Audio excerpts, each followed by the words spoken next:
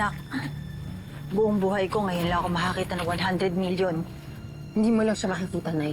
May experience mo ba? Kaya nga excited ako eh. Excited na ako maggulong-gulong at saka humiga sa pera.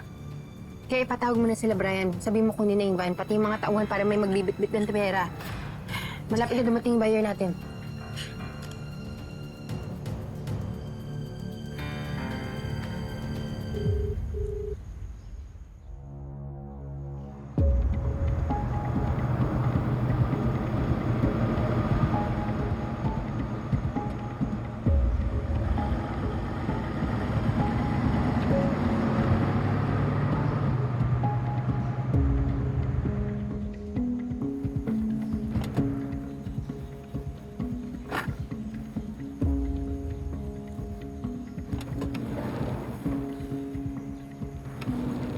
Mr. Navata, Glad to finally meet you in person, Betsy.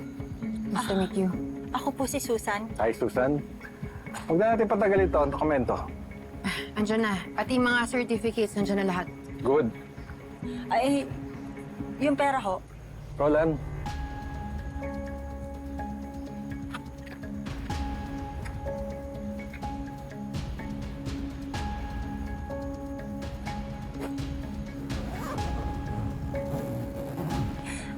Totoo na talaga to.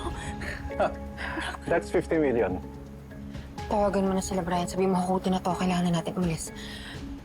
Nasaan yung kalahati niyan? Easy, Betsy. Safe akong kausap.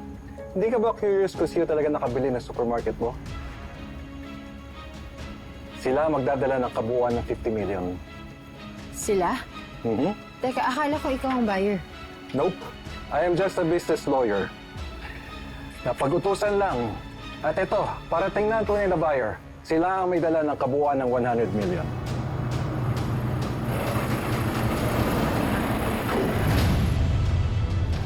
Sir?